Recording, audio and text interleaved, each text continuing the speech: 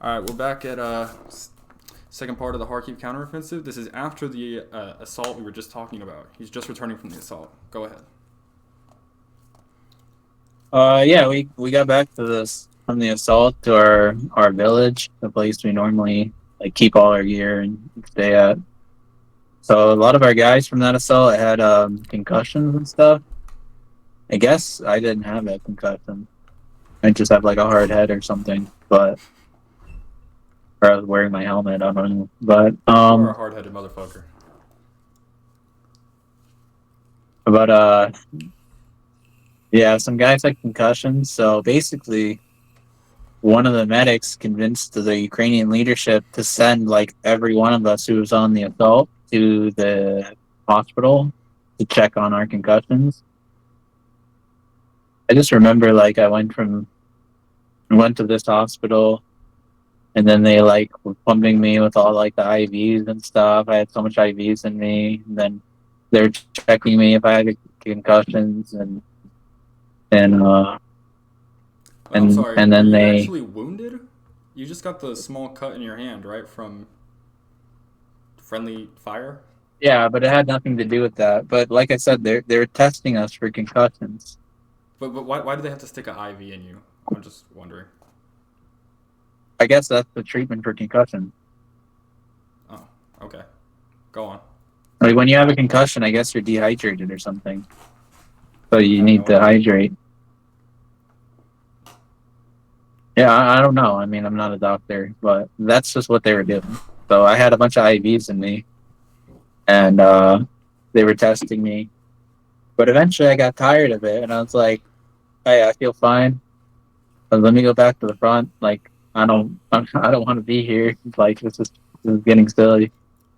Um, I remember I walked around that town the hospital was in a little bit, and I saw like some stuff. It was like kind of almost normal life in that place, but it wasn't that far from the front. Um, but anyways, then I just like escaped to that place, and they discharged me or whatever. Told them I want to leave, and then I went back to the aid station. I thought I was just gonna go back to the front, and then they just dropped me off at the like aid station, which is near that same place, like 18 kilometers from the front, near like our main battalion headquarters and bases and stuff. And we just went to the aid station, and then we just kind of hung out there, I guess. And I guess our Ukrainian leadership just let us like have some time off, and they didn't care if we went back right away. And we just kind of waited there. And then once the other guys who were like some guys, they went further, like to a further city, to a further hospital. I just went to like a closer hospital. Um, and but some of the other guys they like actually had concussions, so they sent them a little bit farther away. Not to any like not to Kiev or anything like that. Just kind of like a closer city to the front, but farther from where I went. And basically, um, yeah, we just kind of hung out there for like a week or something at the aid station once all our guys came back. And then after that, we just started doing our like daily, routine again. We went back to the front and we took up our new positions. So those new positions that we assaulted before during that 3 day story, we started going there. Except we went to this new position I never been to before, but I guess it was the position that the Colombian guys, like the Latino company, they assaulted that area, and now we were gonna go there to where they liberated, I guess you could say, and we were gonna go there to that position they took. That was my last position I would ever go to. Um, I remember on the way to there, we were walking through the wood lines, and we were just getting shelled the whole way, like by a tank or something, or by artillery. Like it was like the tank was following us all the way. It was like different at this time. It was like they were more on guard with our movement. Like they were tracking us when we were walking through, and they would shoot at us. Um, so like it was kind of dangerous just to get there. But then once we got there, we were like in these nice Russian bunkers, which it was so weird those Russian bunkers because I guess they left, but they left a bunch of trash in their bunkers, and like when we have our bunkers, we clean up the trash and we put it in like like a sandbag, like a sandbag bag, not with sand in it, but a bag of, sandbag for sand. So we put our trash in there usually, or another type of bag. The Russians, they just left the trash like everywhere. Like so much trash is everywhere, just left all over the place. This is something And like, I've heard across the internet that the Russians are pretty dirty. yeah, they don't know how to take care of things. Like the Ukrainians and like us foreigners, we were always clean up after ourselves. So they don't do that. And then also, you want to clean up after yourself because it's easy to see pieces of trash on the drum. It gives away your position. Yeah, it's They're just not complacent. smart. Bro, I guess that's why they're called the orcs, right? So yeah, exactly. Um, but they kind of had like nice bunkers. I don't know. The Russians know how to dig nice bunkers. I think they use equipment though. But they had like one of the bunker I took, or not a bunker, but it was like a little like foxhole trench sort of thing that I took. It had like hay in it, so it was like warm. It was getting like cold at that time because it was September, so it was getting like warm. And it was like warm in the hay. They put like hay in their trench. That was kind of cool. I never seen that before. Um, not really, too much happened. Not too much happened when we were there. Just the occasional shelling. That was the last position I'd ever go to. Oh, so another thing happened though is as soon as we got back from that assault, from that 3-day assault of Independence Day, we were getting like shelled like no tomorrow. Like it was, yeah, maybe they were retreating, like you said. I don't know, but they must have been retreating for a long time. I mean, like when we got back from there, it was like we were getting shelled like no tomorrow, and like it was accurate fire like on our village house.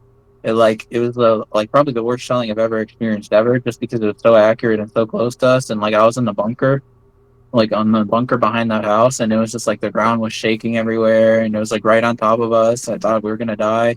And then this was one of the moments that really stuck out to me because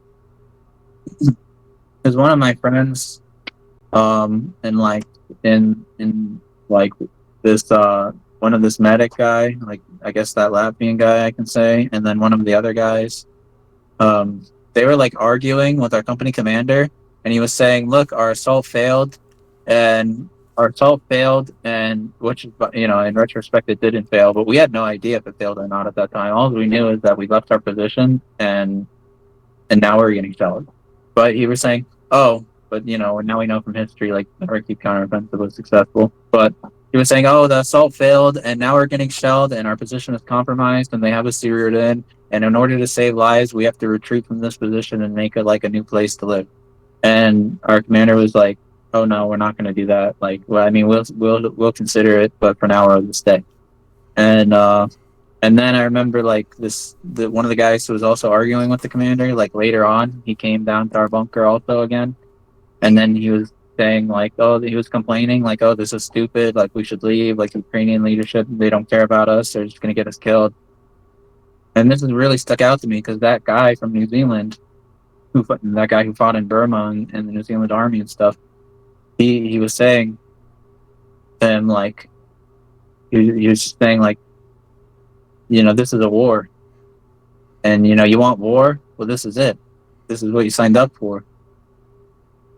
And like that really stuck out to me because they were arguing with each other, and they were like, "Oh, we should leave," and he was like, "Oh, no, it's fine. Nothing.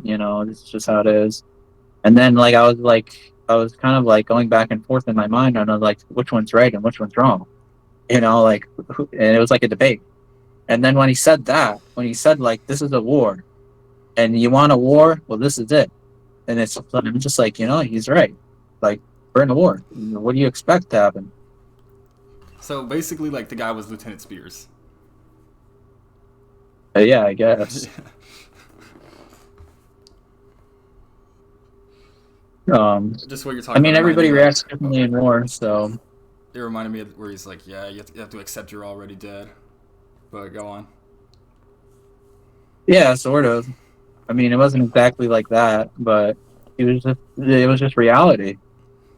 I mean, yeah, you get shelled, but whatever, like, Anyway, so when we went to the aid station for our concussions and stuff, and then we came back, and then we went to that position, and then we came back to the village house after like 2 or 3 days on that position, and then that's like the same exact shelling happened again, like exactly like the same, intensity, the same consistency, the same closeness, the same exact shelling happened again. And so I went to the same exact bunker that I was hiding in the previous time before we left the aid station. This is like about September. I don't know when it happened, September 9th, 10th. And, we were just getting shelled and shelled, and there was like 6 of us in that bunker. And, it just kept getting closer and closer. And then I remember this one time during that shelling, like it was so close, and it was just shelling and shelling, and there was 2 tanks firing at us. I remember there was 2 tanks firing at us because we heard it from one direction, and then you can hear it like boom, and then it explode. It's not like artillery, well, you hear the whistle, you don't hear that, but like the tank, you can hear it firing before it reaches you, and then so you can hear the boom from far away, and then you hear the boom exploding in your face, right? But there's no like whistle like an artillery because tanks shoot too straight. But we can hear the 2 tanks firing. So one was coming from like our front, and one was coming like from to the right, I guess. I don't know how to explain it, but I guess what's that? East? One from our east, I guess, and one is from our north. So we heard the 2 tanks firing at us, and I remember like I was counting it, and I was thinking about like the time that it takes to fire and it blow up, and then I remember like, oh, I left like my gear. Like I was just there with not a plate carrier or something. I think I brought my helmet and my ear pros, but I didn't bring my plate carrier. I just went into the bunker. Because I didn't have it on at the time, so I just kind of took cover right away. Didn't think about it. But then I was remembering like, oh well, I think I brought my rifle with me, but I was like, oh, my gear and like my rucksack and stuff is over there, and I don't want it to get blown up. So I was counting the shots, and then I was like, okay, it exploded. So then I went right after the last explosion, because I like 2 of the tanks would shoot, but they would shoot like around the same time, and then it would blow up around the same time, and then it would take like 15 seconds for the next shot. So I remember I was counting it, and then I went right after the last shot, and it was just like I just had to go up the stairs of the bunker into my like place I sleep, and then I had to go back. So I get it, and then I went back into the bunker, and I remember my friends were like, "Oh, hurry, the next tank will fire," and then I went in there and I was safe, and nothing happened. That was like kind of a stupid thing to do, but I figured like, oh well, I don't want my gear to get blown up, and then I have no gear for later, and like maybe I can die later because I don't have a plate carrier. So I figured it was worth it, and I thought it was safe because I can just count when the tank's gonna fire next. But then I got back in the bunker and I was safe. And then after that, we were just like getting shelled and getting shelled and getting shelled. And then like a huge explosion happened right next to us. It like hit the stairway of the bunker, and then it was like a huge like almost like the movies, like a big, like everything shook, the whole bunker shook, and then there was like a fireball, and everything in my vision became orange. Like my whole vision became orange, like a movie or something. And it was just like for a second. And then after that, like I remember like my friends, like I was sitting on like this bunk bed of the bunker, and a couple of my friends were sitting like or standing in the middle, and they like fell over because the explosion was so much, and then they got back up. And then I remember I was like I felt like this burning sensation in my leg, and I was like, what is that? Why do I feel like I'm on fire? And then I was like, oh crap. And then I screamed out like, oh, I'm wounded. Because like I don't know, like that's how it feels when you get wounded. But it's like a burning sensation, I guess, because the force of the shrapnel is so great that it makes like a friction, and it feels like you're on fire. That I didn't know it would feel like that. So I was like, what is this feeling? Why do I feel like and I looked, I'm like, why do I feel like I'm on fire? And I was like, oh, that must be I'm wounded. And then I tried to move my leg, and I'm like, oh, I can't move my leg. I'm definitely wounded. And I remember I screamed out like, "Oh, I'm wounded!" And then my other friend who was sitting next to me, my Argentinian friend, the one who like almost killed me and shot at me with the SVD, he was sitting right next to me, and then he said, "Oh, I'm wounded." Or I said, I guess this is how he recalls it. He told me, I said, "Oh, I think I'm wounded," and then he said, "Oh, I'm definitely wounded." And so his wound was like much greater than mine. I only got hit in my fibula bone, which is like the smaller bone in your lower leg. Like I got hit like a little bit above my ankle. Like completely shattered it, but he got hit in his knee, so his whole kneecap shattered, or like his knee and his tibia bone, like the big bone, his tibia bone, the bigger bone in your lower leg. So it hit him like right there in between the knee and the tibia. So it shattered like both the knee and the tibia, I guess. And so he got like a lot worse wounded than me, but I didn't really know what happened at the time. And I remember like we were kind of laying like back to back when we were wounded, and I remember like my friends were kind of freaking out, not knowing what was going on. And so I remember like they were saying like, "Oh," like someone was saying like, "Oh, tourniquet, tourniquet," and I think yeah, someone was like, "Tourniquet, where's a tourniquet?" And then I had one like right in my pocket here, and then I said, "Oh, I have a tourniquet," and then I reached out with it and took it out, and then I gave it to them, and then they took the tourniquet, and then they gave it to my friend who was also wounded, and I was like, "What's this? Like, I gave you my tourniquet, and you're not going to put it on me?" And then they found a different tourniquet and then put that on me, and that was weird. But Wait, he was wait, hold worsely on. wounded than me. So I guess. I have a question. You're a U.S. Army trained infantryman, and your arms work, but you didn't put the tourniquet on yourself? Well, you're in pain. Okay. I mean, I could have put it on myself, like if I had to. But like if my leg was hurt, right? So when your leg is hurt, like just to sit up, it hurts, and then like you have to kind of, I don't know, like I just gave it to them so they could put it on. I mean, there's like four other guys there, so why am I gonna do it? I mean, I wasn't really like thinking that much at that time. It's Yeah, I mean, just like it's happening very fast. yeah, it makes sense. I was But just I reached out and gave him my tourniquet from my pocket, and then they gave it to my friend. I had no idea at the time though. Like I don't know. I didn't really even see him. We were like laying back to back almost with each other, so I didn't really see him.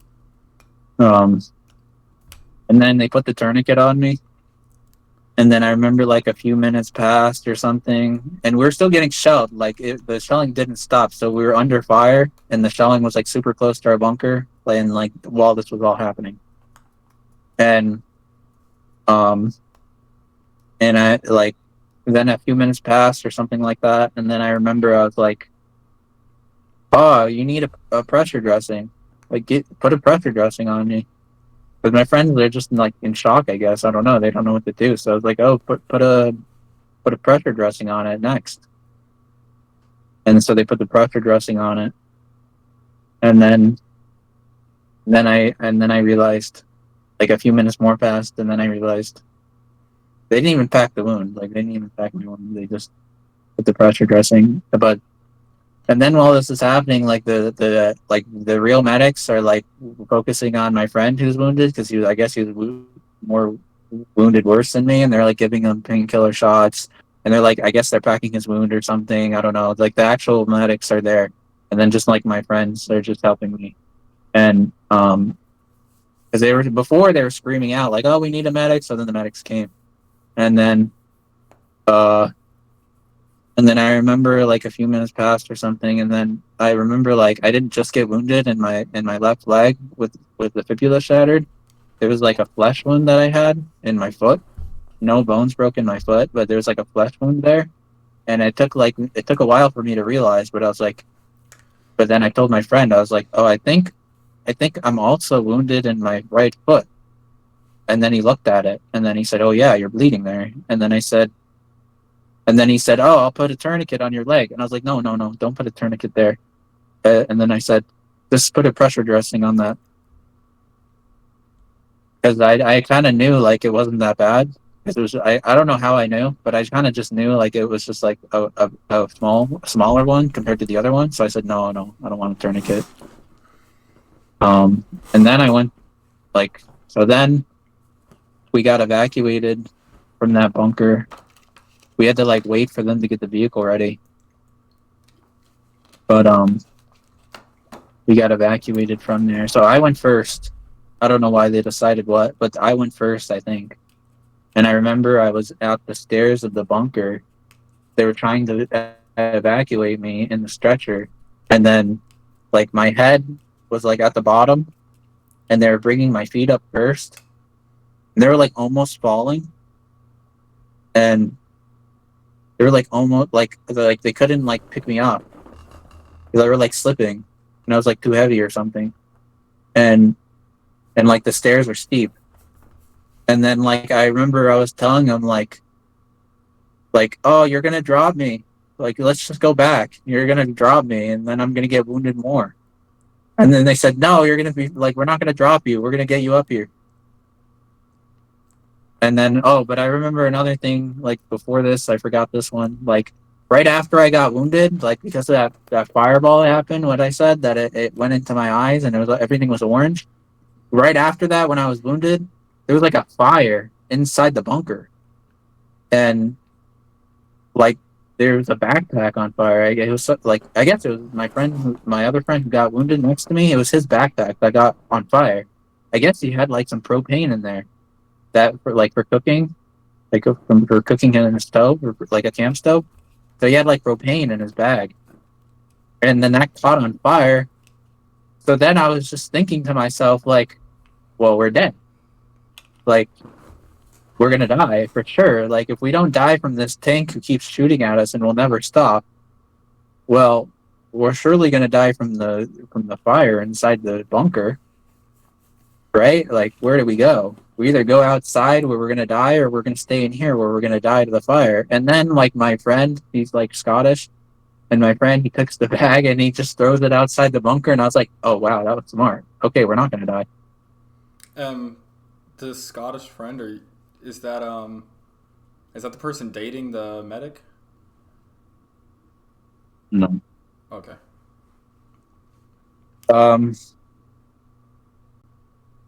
Yeah, but yeah, so then they evacuated me, and then like we got up that stairs, and like I remember like the guys who were there was like 6 guys on my stretcher or something like that. I don't know, and they were evacuating me, and then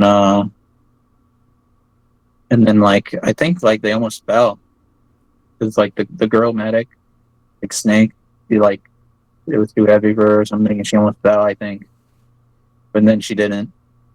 I remember that, and then she took me to the truck. They took me to the truck, and I went on the back of the truck bed on the stretcher, and then my company commander was driving the truck, and then I was in the back laying down, and then she was like she was almost like kind of like on top of me, like get like holding me down so I wouldn't bounce, but I guess she was also like checking my pulse, which like it was like I don't know. I mean, like she was just like a girl medic, like kind of on top of me. I mean, kind of like felt good because the girl was holding you when you're like hurt. She was just like checking my pulse, I guess. And then like and then it's like I remember like the road was so bumpy because they're not paved roads on the front; they're just like dirt roads. And like my company commander, he was like driving super fast, and it was like I was like telling the girl like, "Oh, can he drive slower? Like it hurts my leg so much going over all these bumps, and maybe my leg will get hurt more." And then she said, "No, we can't drive slower because we're in an active artillery zone." So then we like met this like ambulance in the middle, like halfway in between like the next town where our like main base is, where the hospital would be. We met this like artillery this ambulance, and it was almost like a makeshift ambulance. It was like this truck that had like an ambulance in the back of it. And then I remember I waited there, and I told the medic there, it was like a Ukrainian medic, I guess, I don't know, but he spoke good English. I remember I was telling him, "Oh, take the tourniquet off of me. Take the tourniquet off. It hurts.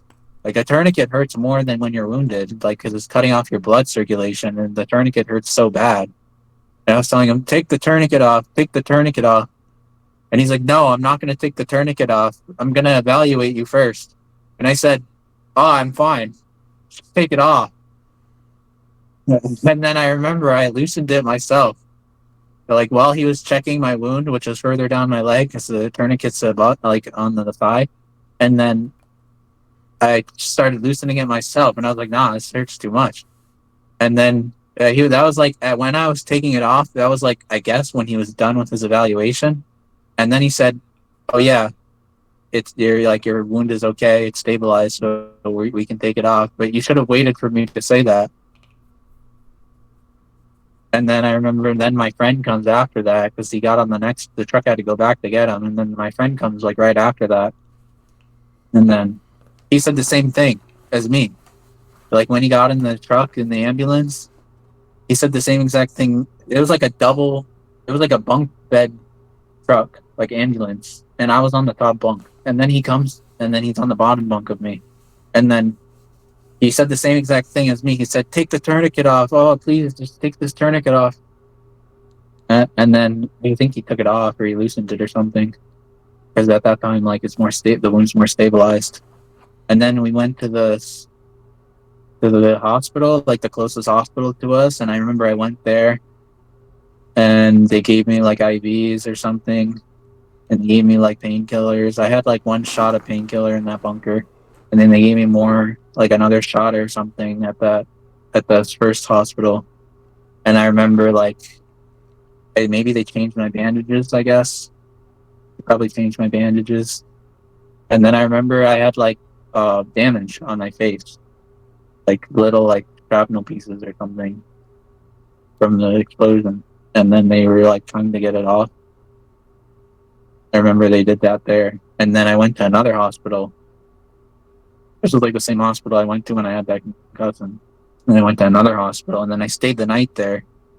And then I remember I stayed the night there.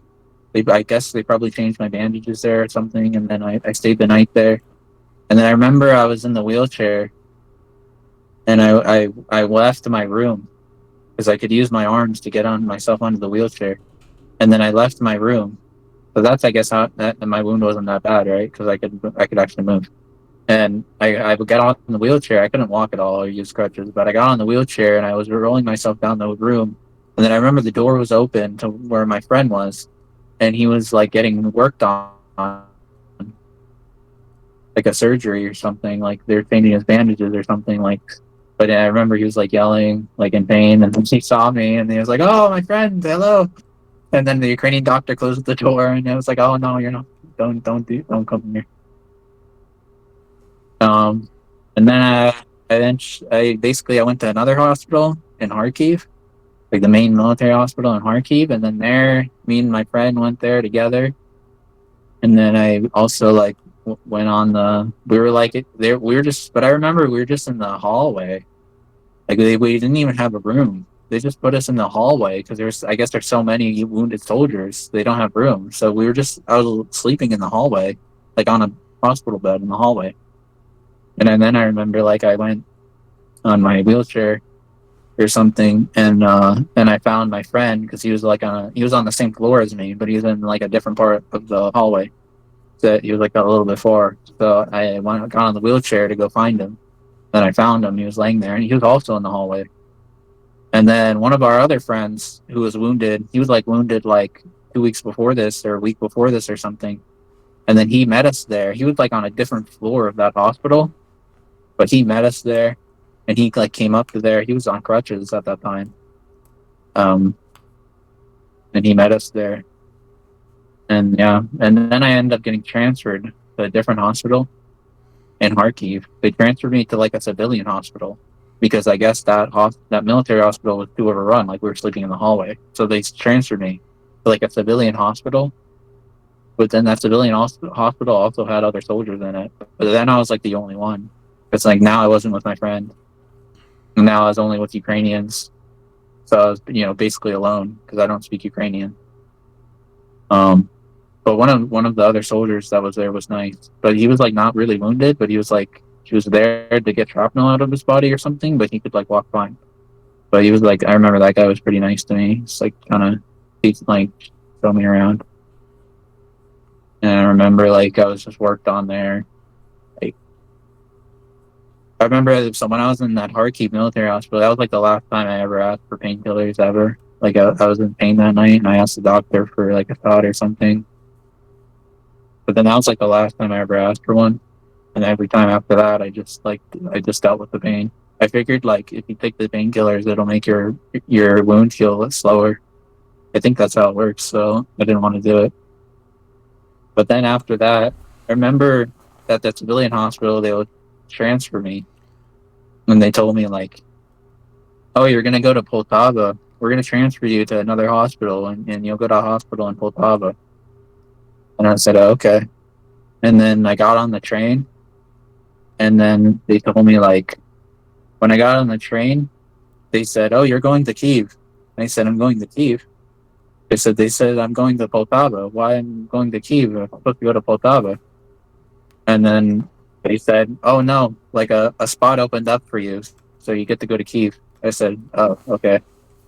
And then I got to Kyiv and I went to this hospital like it's a civilian hospital also. But then my friends, which is I don't know why they sent me there because my friend was more badly wounded, if you remember, and then they brought him to the main military hospital.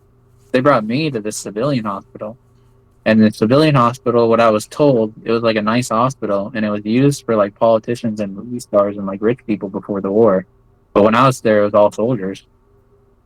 But yeah, I just stayed there until they let me off on medical leave, and then I got on medical leave, and they just they gave me like a month of medical leave, which I actually overstayed, so I was AWOL, and I overstayed my 30 days without showing back up.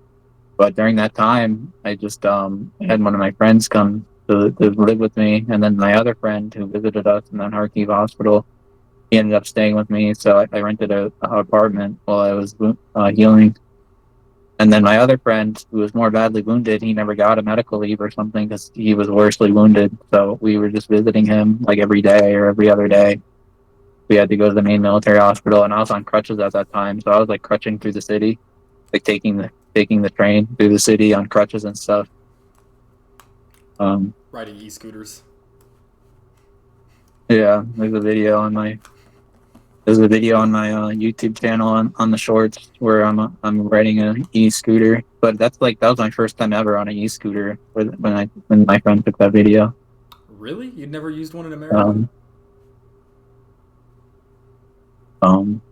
No, I used it. Well, I used another one in Ukraine before that, but I mean like my first time ever riding it when I'm wounded. Oh, okay. But no, I don't think I ever used one in America. Dude, those are fun to ride. Anyways. They don't have them where I live because I'm not from a city. Yeah, makes sense. Your state's so small, though. I'm not trying to dox you, but your state's so small. I mean, the city can't be far away. Not like fucking Texas. Anyways, go on. I live in a small town. Like a little bit of a small town. Yeah, I don't know. After that, I was just in the. So I remember, yeah. So like I said, I overstayed my leave. They gave me like 30 days leave, but I didn't show up in time. I reported back like maybe a few days after that or something. But then when I showed back up, I had to show back up to the main military hospital where we were visiting my friends before. But it was kind of confusing because it was like I was a foreigner and I don't know the language, and then I don't know what to do. Like when I was supposed to show back up, like I was trying to figure it out, and I was like, "Well, where do I go? Right? Like who do I show up to?" And it was kind of confusing. So I showed up to that main military hospital where my friend was in, which if my friend was never there and I didn't try to find my friend, I probably would have never known to go there. So it's kind of a blessing that I even knew that, and like a weird coincidence. But I remember like when I showed up to that doctor and then he came to evaluate me, he told me like I'll start my physical therapy. And well, first he said, well, why did you like overstay? Like like why you're like AWOL? And I just told him like I wasn't really sure to where to go. And he just kind of forgot about it and didn't ask me again about it. And then he said, oh, you're going to start your physical therapy. Wait, just to be sure, that was a And complete then, fucking lie, though, right? Like, you didn't. I mean, not that you didn't know where to go, but you just didn't show up because you didn't want to. I mean, I was only like a few days extra. And I guess like, I don't know. It was only like that weekend I overstayed. Oh, okay. But I mean, yeah, I didn't really know exactly where to go. I was like, maybe I go here, but I'm not sure. I mean, it's kind of confusing. But I mean, it wasn't a complete lie. It was like a 20% lie, It was a maybe. half truth. I don't know. But yeah, but then he told me, oh, you're going to start your physical therapy. So, and then I was like kind of scared. And I was like, and he was like, yeah, and we're going to remove your cast. I was like, you're going to remove my cast. I was like, I need that. He was like, no, it's fine. Like, you're already healed. I was like, why are you going to remove my cast? I need that. And then he told me, walk. And I was like, walk? I was like, how do you expect me to walk? I have a broken leg. He's like, no, we're going to start your physical therapy. Walk. He was like very forceful, like that harsh Ukrainian accent. Walk now. I was like, okay, I'll try. And I tried to put, like, first time ever trying to put pressure on that leg again. I was like, trying to put pressure on it. And it just like did not, it basically didn't work. Like he still let me do it on my crutches, but he was like, put pressure on it while you're using your crutches. It's like not gonna work. Like, but he's right. Like, you need to start physical therapy soon. But I had no idea about any of that. I just don't want like my leg to break again, like putting pressure on that. But then I remember like they put me up in the military hospital again. And like before, I was just done with hospitals. I was so tired of being in the hospital. Like, that's why I felt bad for my friend too, because I know what it feels like. And I was just so done with hospitals. And I remember I stayed for one night there, and then I told them like, oh no, I'm gonna leave. And they said, you can't just leave. And I was like, yeah, I'm gonna leave. I don't want to be here anymore. I was like done with that. Like, I just wanted to go back to like living in an apartment in Kyiv, and and I said, I can just have an apartment on my own, and I can just come like during the day for my appointment, my medical appointment. And then like, what's the problem? Because now you have an extra bed for another soldier. And they're like, oh well, you can't leave now. You have to stay the night, and you have to talk about that in the morning. And then I said the same thing in the morning, like, I'm gonna leave. And then they said, oh, I'll go talk over there to this office. And I went over there, and like, bureaucracy and blah blah blah. And then I eventually got my leave, but then I don't know how to do my outpatient appointments. So then I guess I just didn't do it, and I didn't do any physical therapy in Ukraine. And then I just stayed in Kyiv like another week or two or something, and then I just like said, oh, I'm just gonna go home. I'm just gonna cancel my contract and go home. And I'm just gonna like do physical therapy through the VA when I get home, because I have that for free as a veteran. I have a And question. that's just what happened. Yeah. And I'm gonna say his call sign because he agreed to do an interview too, so it's all right. But did Orange? Did he leave when you left, or did he just stay there? I guess I could just ask him in the interview. Yeah, Orange was my friend who came to help me. He helped me get my stuff from the front line. Yeah, he ended up staying after that. Like, he ended up joining the Legion. Okay, he didn't leave? Okay. He ended up staying in the Legion. I mean, he ended up going home after that for some time, but like when I left, he didn't leave. He ended up joining the Legion. He was never in the military before that. Yeah, I remember he helped me get my stuff from the front line. So when I was on that medical leave, we actually went back to the front line, and one of my other friends, he drove me there with one of the vehicles, and we went like to this place, to our old base. But at that time, like the Kharkiv counteroffensive already happened, so all that area was liberated, and all that place was freed. The Russians were gone, but I was trying to find my stuff, all my gear. I wanted to send it home in the mail, and nobody knew where it was. And then like I was trying to text like my company commander, and he wouldn't reply to me, and I was trying to ask people where my stuff was. And then I asked my friend like, "Where's my stuff?" Like one of my friends who was there that we met on the front line, he was like gonna break his contract. He never got wounded, but he was just gonna break his contract and leave. And I asked him, "Well, where do you think my stuff would be?" He's like, "Oh, I saw it here last time, and it was like at this place close to the front, like the new front, because the Russians retreated." So they brought my stuff not like to me, but they brought my stuff farther away from me. It didn't make any sense. And then so I had to go there, but my friend who was driving me in charge of this car, like he wouldn't want to go because he's like, "Oh, I don't know if it's there." And I'm like, "Well, let's just go see." And I had to convince them very, very hard to convince them to go there. And then my stuff ended up being there, and so was my friend's stuff. So I got my friend's stuff, like some of my friend's stuff too. Um, and yeah, but yeah, I basically ended up breaking my contract, and I ended up going home, and I did physical therapy with the VA, and then I could walk again. So when you well, we're basically at the end here. Before we go on to the next part, which is the question and the more specific questions I want, I guess this could go in there too, but it does go in with the ending. Can you tell me about the experience at the airport Oh in, yeah, in so America? when I was going home, well, I'll start it like this. When I was going home through Poland, the airport guards, like, they were just super cool with me. Like, they would just let me go. Like, they didn't even make me go through the metal detector. I think I was at the airport at, was it Krakow, maybe? One of the airports I went through. Like, the Polish border guards, they just saw, like, I was a wounded Ukrainian soldier. And they just, like, said, "Oh, well," like, they didn't even make me go through the airport. Like, didn't make me, take anything off. They just, like, pass me through. They're just, like, super cool.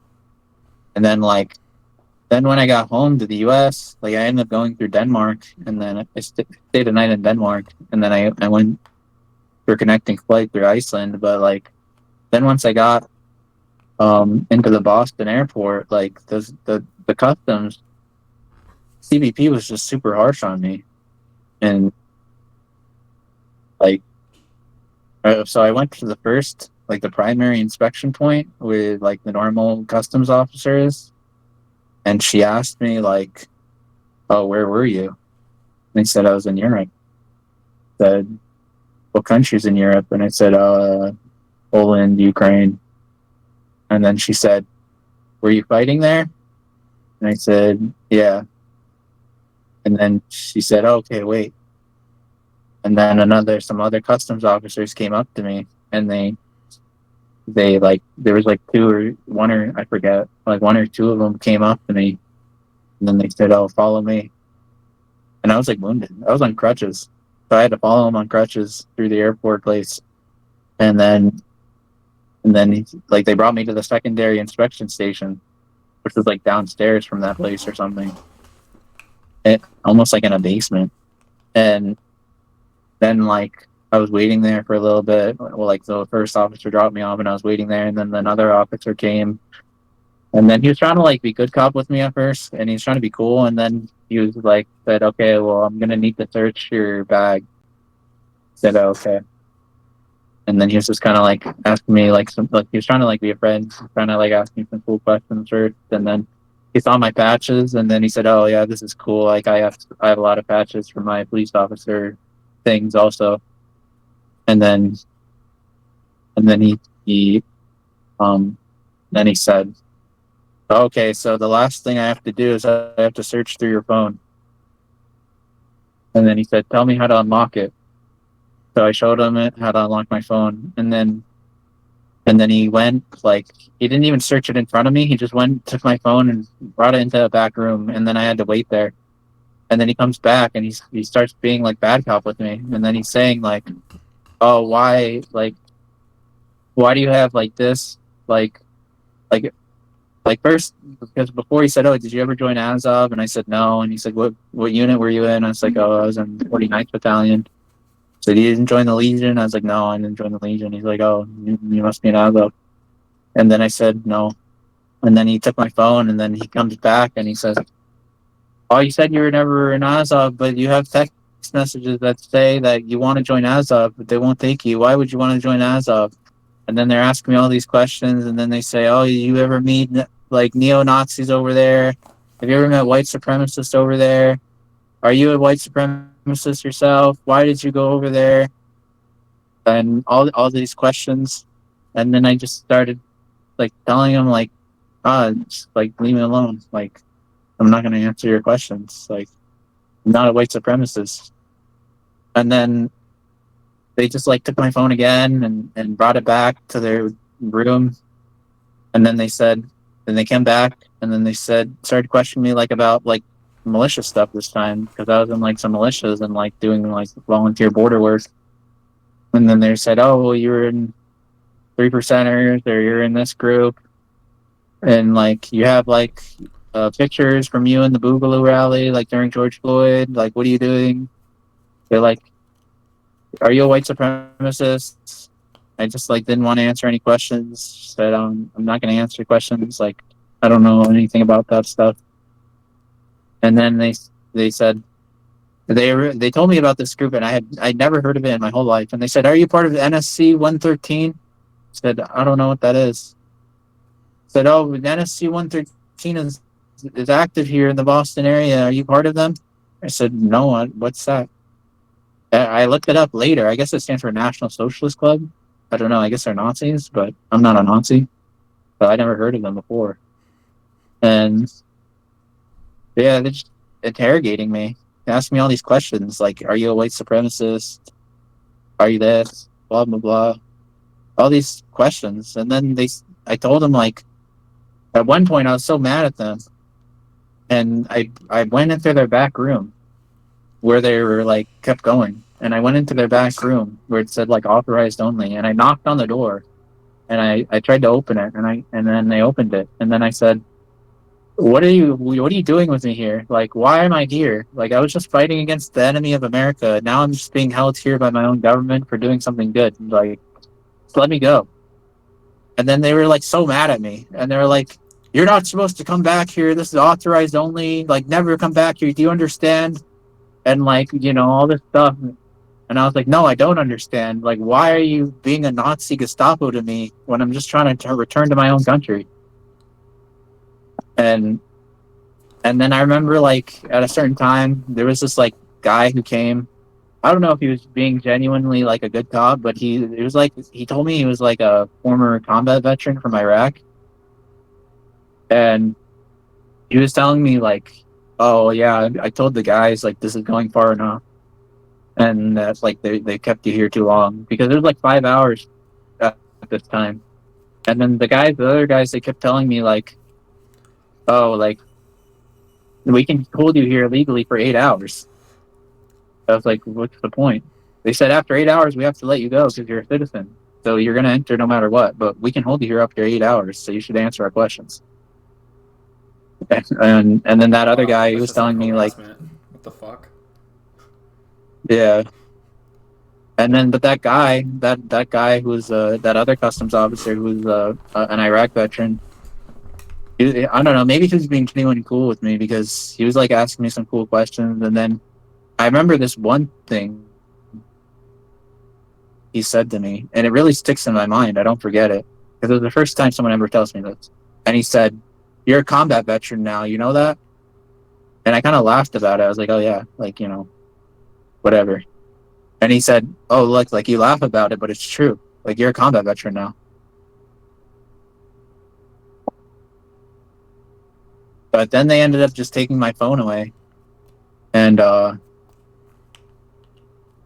they ended up taking my phone away. and they said, "Oh yeah, we're gonna keep your phone for further examination, but you can go now." And that was after like 6+ hours. And then apparently, like my mom, like well, my cousin was coming to pick me up, but my mom like knew something was wrong, so she kept calling them at that time. And then they said like they told her like, "Oh, we can't tell you anything." And she said,